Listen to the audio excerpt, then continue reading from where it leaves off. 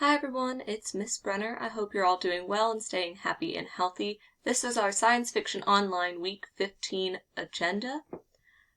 At this point, we are going to begin working on our novel for this course, which is Brave New World. You can either pick up a paper copy of the novel or there is a digital copy linked on our Schoology page. All you have to do is open up the extended link to the novel, and you can go chapter by chapter and follow there. We will also be listening to the novel through Edpuzzle and answering questions that way, so there are multiple ways that you can go about reading this novel. We're going to begin reading the novel this week, and we're going to explore the dystopian society within the novel, look at the controls used within the society, and the structure of the government as well as its social systems. As far as objectives, students are going to be able to know elements of dystopian societies, types of dystopian controls, and are going to be able to classify the setting and characters within the story. Students will be able to identify qualities within a text that support a dystopian universe and analyze how this dystopia is formed. We're going to look at essential questions of how do characters come to expect a dystopian society? What would the society exist, why would this society exist in this form? So what does it really uphold? And how does an author use elements of dystopian control to satire our own society?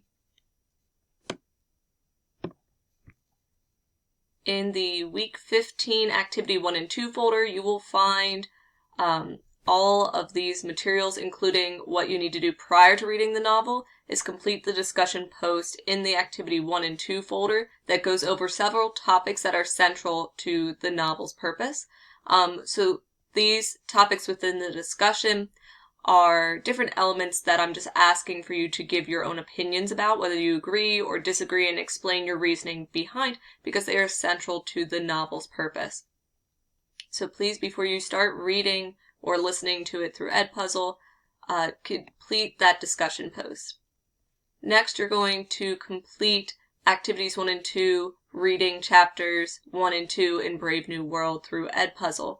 Make sure to listen to chapters 1 and 2 and to answer the questions in Edpuzzle. There's also a worksheet for chapters 1 and 2 in the Activity 1 and 2 folder that must be completed. Next, we have our creative writing for this week. We have 4 different options as per usual. You are to complete one within a minimum of 10 sentences. Start your story with 2 characters deciding to spend the night in a graveyard is one option. You could write a story from the perspective of a bird migrating for the winter. You could set your story in a coffee shop that's just introduced a new line of autumnal drinks. However, you can also do any kind of seasonal drinks, whatever you'd like to do. It's more important that your story is set in a coffee shop. Start your story with the line, "By the time I stepped outside, the leaves were on fire." Whether this is literal or figurative, that is up to you.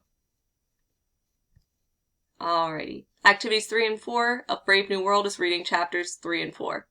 Once again, we will be doing this through Edpuzzle. There's also links to the online copy, or if you picked up a paper copy, to follow along with the Edpuzzle. So we are listening to chapters 3 and 4 in Edpuzzle and answering the questions, which can be found in the Activity 3 and 4 folder, and completing the worksheet for Brave New World's worksheet chapters 3 and 4.